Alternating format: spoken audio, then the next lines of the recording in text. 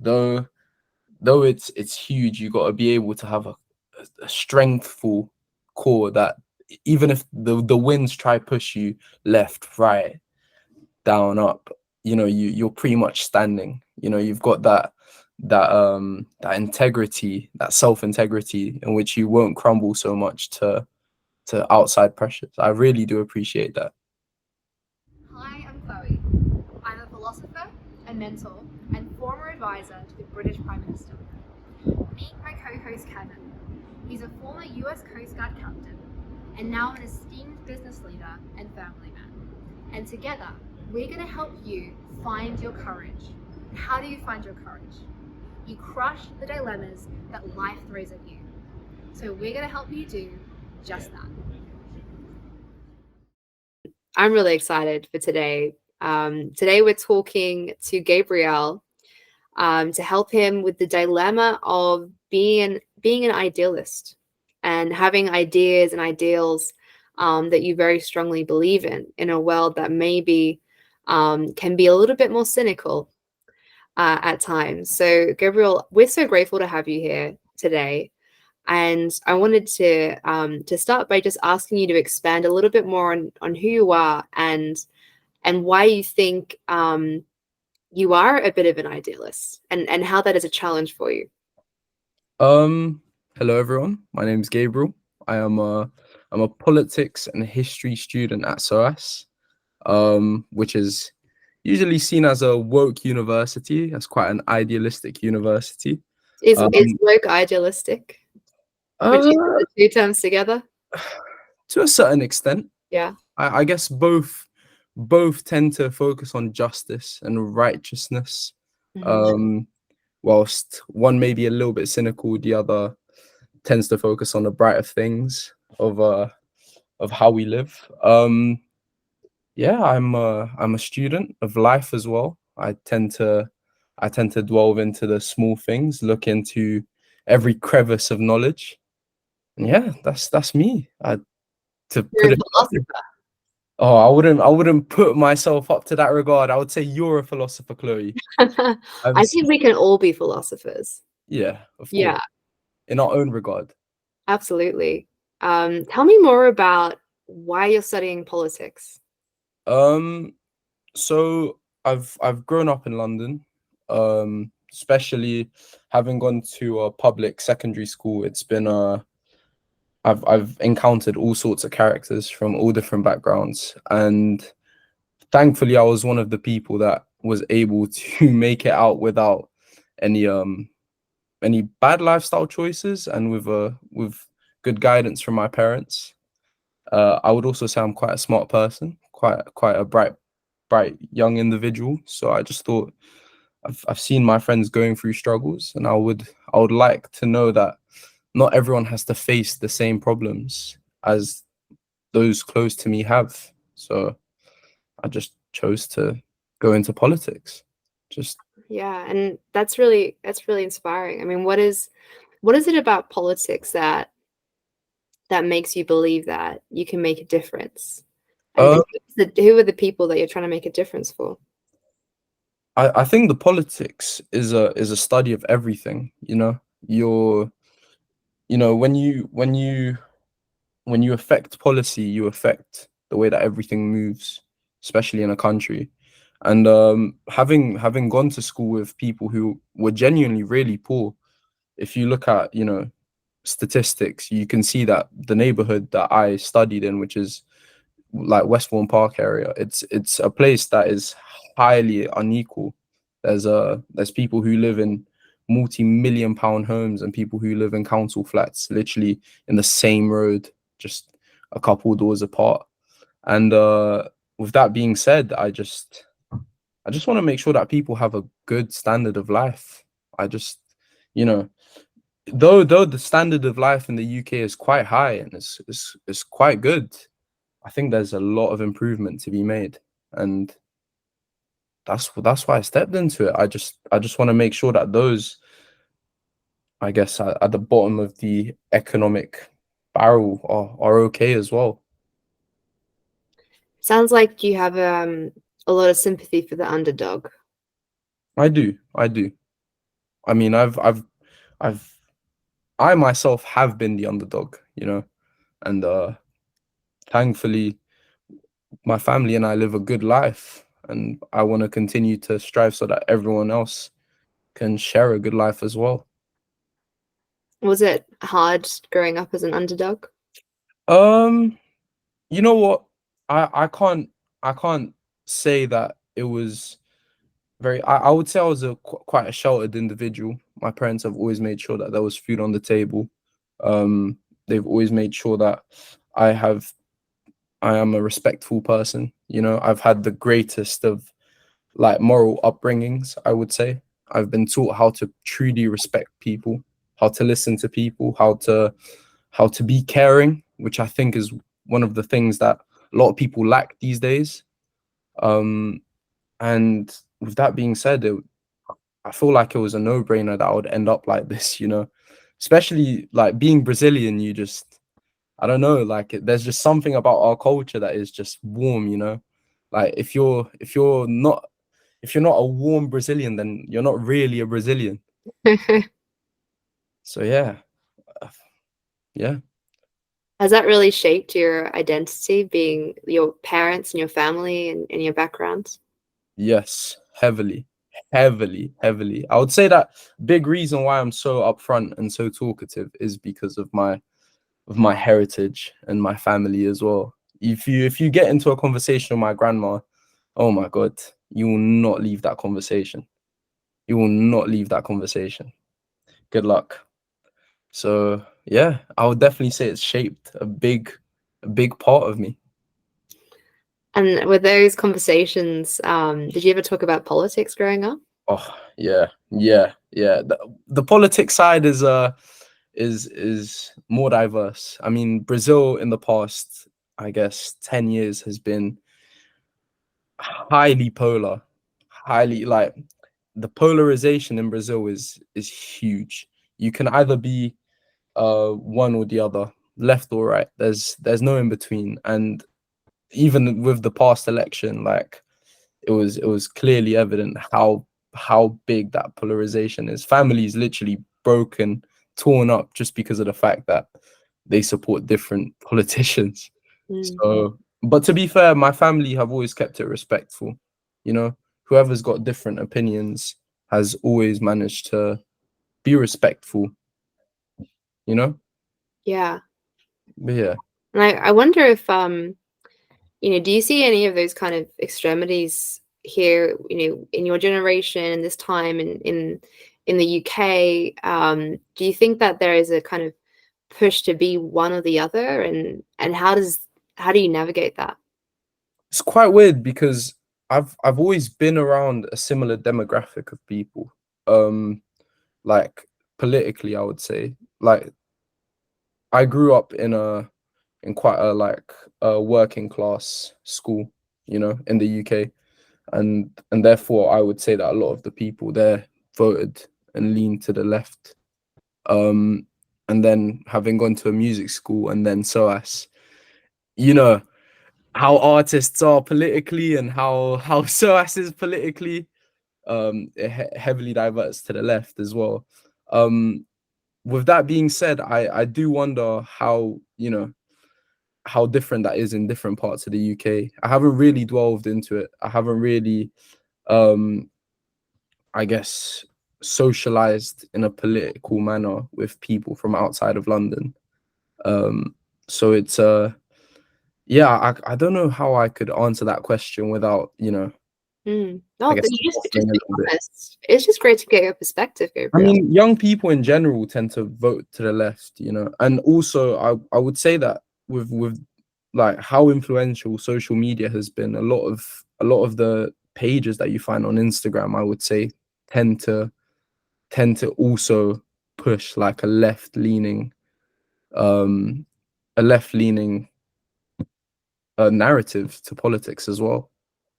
Do you So think that makes you more curious and aware of oh, your own potential biases? yes, 100%. I'm the type of person that likes to research not only the narratives that I would say appeal to me, but also counter narratives. However, I would say that not everyone does the same. Quite, I think it differs, to be honest. I don't think there are many people that tend to venture outside of their comfort zone with information. Mm. Have you had any difficulties in being someone who, is quite idealistic but also open-minded? Is that something you have to hide from others sometimes? Not really. I've always been quite I've always voiced my opinions quite well, you know. It's never been a matter of me, you know, it's never been a matter of me having to police how I voice my arguments. Um, I've always been quite straightforward. But I know a lot of people who have had to voice their arguments in different manners, and who have had to, I guess, put a wall in between what their real opinions are, um, in different places. Like, for example, I've gone to college with a lot of colleagues, whose families and whose social upbringing led them to vote right, and they have been very scared to voice their opinions, um, in either like my university or in my arts college. Mm. And with that being said, I've always been someone who is respectful of that, but I know a lot of my colleagues who were not respectful of that. Yeah. What's the greatest challenge that you face being an idealist and being someone who likes to be informed and an informed citizen? Um, that's a good question. I've never really had that question before. I think one of the things that I find really difficult is especially having a conversation with people when they think that they've got the like a basic information on the topic, but they really don't. Um, I would say that especially these days with social media, everyone's become a graduate of WhatsApp University, and and I think that's been quite damaging to to how we um how we just get information, to how we learn, to how we think. Mm. And I don't even think that's just affected my own generation. Even my grandma's, a victim of WhatsApp University, and it's I don't know, it's quite a shocking factor. I don't think there's ever been like a you could argue that different um news companies have different narratives, but it's never been so differing, and there's never really been a medium as to where people can voice their opinions so openly without having to have proof. Mm. And how do you deal with that? When you're confronted with someone who has very strong opinions, maybe they're citing some facts or some evidence that you don't believe is valid. How do you approach that respectfully? With a lot of patience. Mm-hmm. With a lot of patience. Like, you know me, I'm not an argumentative person. I like to have a civil debate. That's the key to how I carry myself, to be honest. And also I find that I like to talk with silence. I like to ask a lot of questions and not really voice my opinion as much. And and whenever I do get into a debate, I like people to hear their own arguments as well, and see if they once they truly hear them talking about it, if they do really align with that topic. But that doesn't always work. I got a question for you, Gabriel. Sort of bringing us back to the dilemma itself, and the idea of, I've been taking notes like crazy. That's my habit. I take notes and then I go back and refer to them. But this idea of being an idealist, and the further you get into politics, the more you'll see and discover that there's a really ugly underbelly side of politics, where lying, cheating, stealing, doing anything, where the ends justify the means, no matter what the means are. We'll do anything and everything we can. How does that sit with you? Because that's the reality of politics. And when you see that, when you come up front and personal with it, in a very impactful way, it really stuns you. And so I just wonder, have you thought through that, or what do you think about that?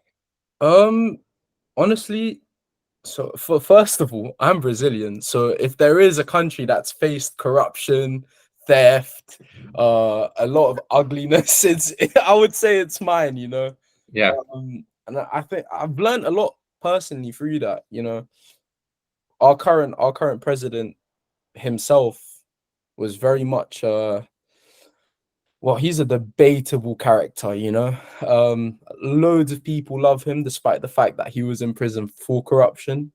Loads of people hate him because of that fact. I feel like every situation you got to mediate through it carefully, um I've read a lot of papers that have argued that corruption can be a form of development in some countries, and so I feel like you got to keep an open mind to everything. With that being said, it does very much make my like moral compass go off like crazy, because morally, corruption, theft, the dark side of politics can be very wrong. But in my mind, as long as it positively affects the biggest, the bigger image, if people are living better, if people are able to afford food, if there is a system that provides good education, good healthcare, and if quality of life is truly good, some risks may have to be taken, in my opinion. That's really interesting. That's That really a is. very Yeah. interesting perspective. Yeah. Like to measure the success of, a politician or a government based on the well-being of the citizens. Would you say that guides a lot of your perspectives in politics? Yes, it definitely does. You have a lot of countries that, I'm sorry to say this, Kevin. America, for example, it's one of those types of states that they hold an immense amount of wealth. An immense amount of wealth. It's insane how a country so rich and so vast can have such a high amount of poverty as well. To me, at least. To me, it I can't comprehend it. America spends, I think it's about $1 trillion these days in its defense, but it has such a high amount of inequality and of poverty. I don't know how to justify that. I totally understand it, especially with America, it being I would argue, a new imperial state, I would say, just not even with its bad connotations, just on how expansive it is, how international, I guess the word is. I guess it makes sense. But at the same time, there are so many people struggling, so many people in true poverty, in poverty that I could compare similar to Brazilian poverty, you know? And that's, I guess, the pinnacle of world wealth right there. Yeah. It just doesn't align with me personally. I understand, and I think part of that is, and I don't want this to turn into a political Of course, conversation, but it depends on how you define poverty, and but to the greater issue is, especially with respect to what we're up to, this whole idea of character and bringing character as part of your part of who you are, your internal operating system. And bringing that to the dilemmas that you are confronted with. And in politics, you're going to live in the world of dilemmas. It's going to be one after another. And Big Ben is ringing here. Can you guys hear it? Is it distracting to you, or is it not too bad? No, it's not. We can't hear it. Anything. Oh, you can't hear it. Okay, man, it's so loud. It's like banging my head off here. So, yeah, and so, and as you continue to grow in your life and in your perspective, you are going to run into people who just simply cannot understand how you believe what you believe. They can't come to grips with it. And how did you get there? How can you believe what you believe?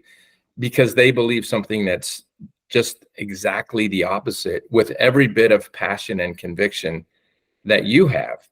And so that's a world that you're going to have to navigate in a way that is respectful and open-minded, because especially in the world that you live in right now, in the universities in America and the UK, and especially, yeah, they're very left-leaning. And then you get out into the world, because you've been living in this little bubble of people who kind of think like you, and artists are in that same world.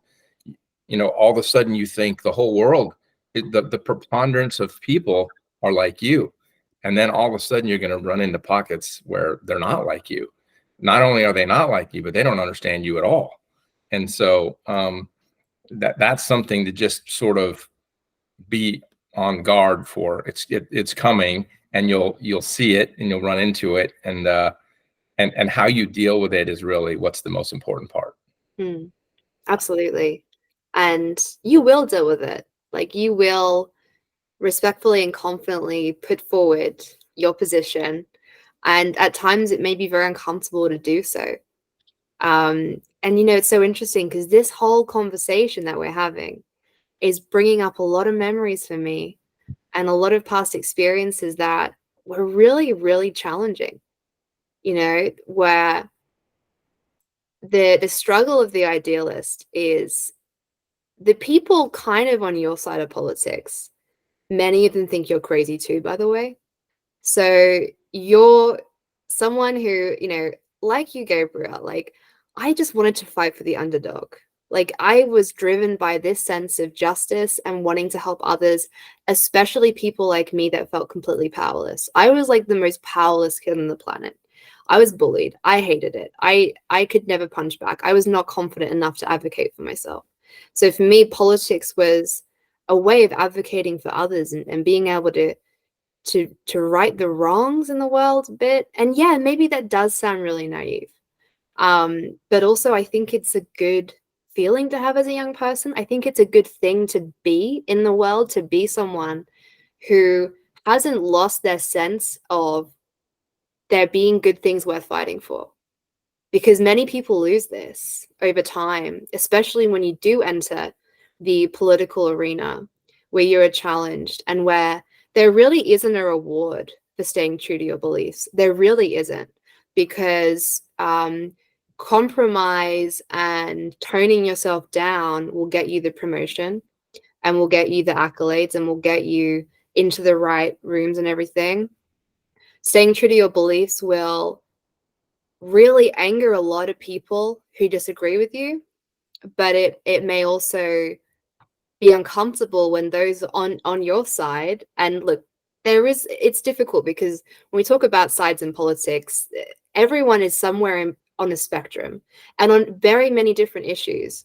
I lean more to the left, and other issues I lean more to the right. So no one is just one thing, which I think is really important.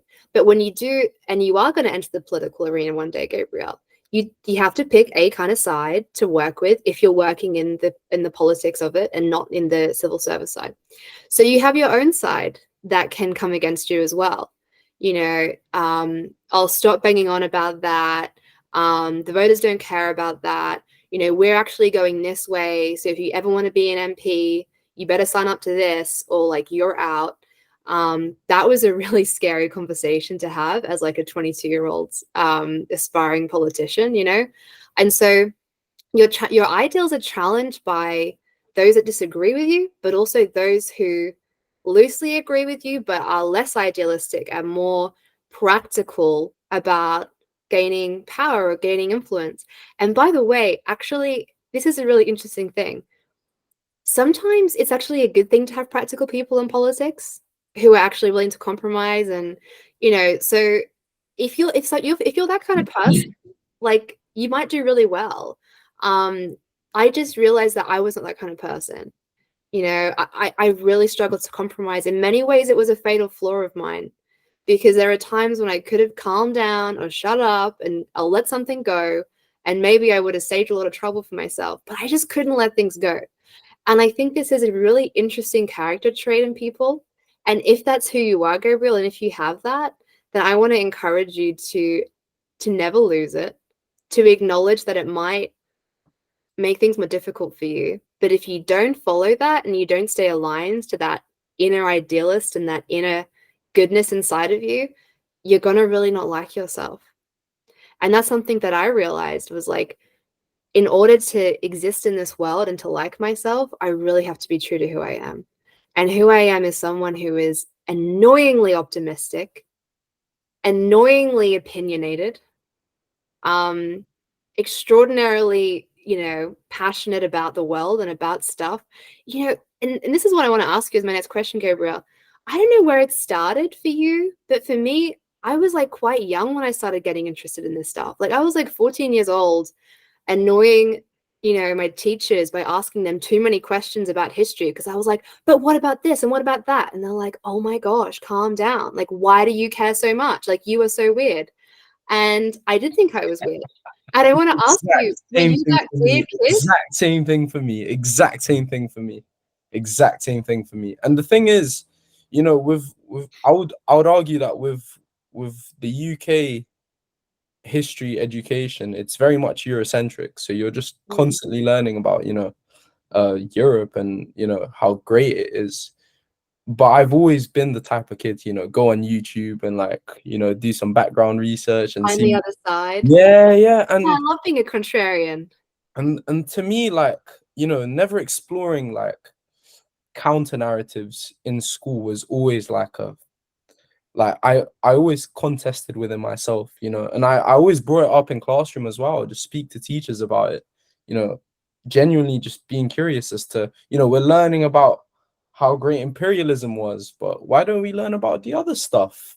And that was one of the times where I started really, really delving into, what is right, what is wrong, how do we portray that, how do we envision that.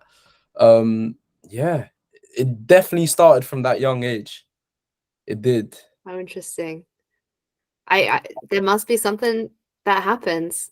And I would love, like, for our listeners, if there's any like listeners of the podcast who, if you were that young person, like, I would love to hear from you, because there's got to be a lot of us out there. I mean, Kevin, were you kind of a opinionated young person, or did you were you a bit different?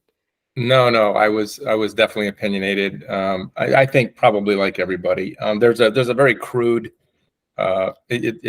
it's crude. So a statement that talks about the evolution that you go through in life, which doesn't apply to everyone. But I remember when somebody said it to me, because when I was a young person, I was pretty significantly right leaning, and over age I've moderated over time on a lot of issues. But there was a saying: if you're in college and you're not left leaning, you don't have a heart. And when you become an adult, you're not right leaning, you don't have a brain. And that, for me, at that time in my life, it encapsulated who I was, where I stood. And I'm like, yeah, that's it. Everybody's going to grow up and realize that they need to lean right. And because they get confronted with reality and they're not living in this ideal world. But yeah, I was that way. And it's funny because you really moderate over time a lot of things, because you get exposed as you get older. You get exposed to really good people who are really smart that don't agree with you. And then you realize, okay, I guess now, and when you get enough of that, then you realize these are smart people and I really respect them and I really like them, and they hold a different view, but I'm okay with them. I like that. And so, Gabriel, I'd like to actually compliment you on your journey, especially the fact that you try to see the other side of the issue. that will serve you well over time. And Chloe, something that you said that really resonated with me that I wanted to say thanks to you. This is it's taking your thought and extrapolating it, and that is this. I think idealism gives you hope, and people need hope because you have this idealistic view of the future, and it gives you hope that we can actually get there, and that gives you the excuse me, the energy to get involved in what it is that you're in pursuit of. And I think that's a very powerful thing. So that's why I think this whole idea of being a little bit idealistic about things is actually a very good thing to to actually sort of dwell on. I did have another question for you, Gabriel, that I thought when you were talking, you said people don't, or maybe you said it, Chloe, one of the two of you, people don't, of your age, people don't like to venture outside of the little world that they live in, that they don't want to. Why is that? Why don't they do that? I think these days it's based out of convenience. I mean, Okay. you know, I could argue that a lot of people my age are quite comfortable in how they live. But I could also argue that that doesn't necessarily mean that they're living to the greatest potential that they could be living in. I feel like there's a common misconception that what people my age experience, they tend to think it's as good as it can get, and it's just taught to us in that way. There's no better, there's no path that can be better than what we have right now. And if you do venture outside of what you are comfortable with, you risk losing that. um which is a scary narrative to live in. And I also think that these days information is just, it's it's it's lost its importance. I think that, with a rise of social media, with a rise of with even just television in general over the past few generations, it's meant that there's no more power to substance, there's power to popularity, which to me is probably one of the scariest things that I can think about these days. Especially, I truly I wouldn't say I panic, but you know if ignorance is bliss, which it seems to be these days, how do we young people navigate through that? Mm. Sounds like you hold a lot of responsibility on your shoulders for this, that you feel a sense of responsibility and you carry the burden of it's this. it's funny because I've had numerous conversations with people, especially friends of mine, and even one of my friends the other day, his sister turned to me and he said, "Oh, he doesn't know." He My friend asked his sister, "Oh, is Gaza an island?" And she laughed at him and she said, "Oh, why do you think it's an island?" And he said, "Oh, I don't usually learn about this stuff. I have Gabriel to learn it for me." And like, even though that's quite a funny statement, this should be common knowledge. I've had colleagues of mine that have turned to me, two instances where colleagues have turned to me whilst I was speaking about the Holocaust with a Jewish friend of mine, and both of them asked me, "What's the Holocaust?" And that truly shocked me. Like, arguably one of the most, not even arguably, one of the most important events of of I could argue human history, and you have no idea what that is. Like, no knowledge of it ever happening. That's so scary to me. But if you ask them about a TikToker, they'll definitely know about it. That's good stuff. You said some really powerful stuff there, and there is gold in knowing history. If you don't know history, you are doomed to repeat it.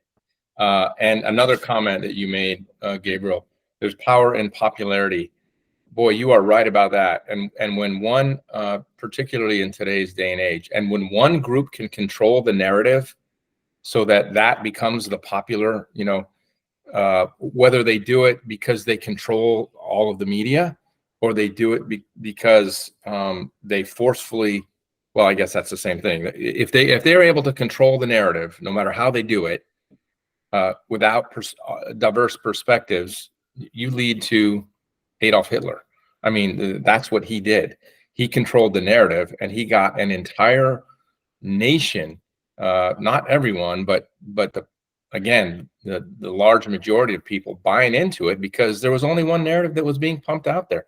That's dangerous. That's very dangerous. It's really scary. It's really scary. And the thing is, like, once you're able to, I guess, enforce what you believe through just popularity, people tend to overlook if they are being either manipulated, if there is effective governance in that country, if there is an inability to safeguard democracy. I mean, there I can name you so many countries in the world right now whose democracy scores have gone down in the past 10 years. Yeah. So many countries that were famed to be like, oh, the democratic of this place, and now they have, like, just based off an individual who's heavily important and popular in that country, just their democratic scores go down. And that is truly scary to me. That is, like, genuinely, it's one of the things that I do really think about every now and then, and I think, where is this world going to? Well, Gabriel, there's a lot to be scared of, if you notice what's happening. And that's what you're describing, being informed, being someone who wants to know what's going on. It can be scary. It can be, it can make you angry to see injustice or to observe things that are happening that you do not believe is right. And so it is an intellectual pursuit to be informed, but it's also about your character and about your resilience to be able to take on all this information. And that is something that I hope for you, is that in your quest to be really informed and to be a good citizen, that you also allow yourself the space to build up your own resilience to be able to take in all this information. It's a lot to carry. It's a burden to be informed. And, as you said, there are those that say that ignorance is bliss. I tend to disagree with that.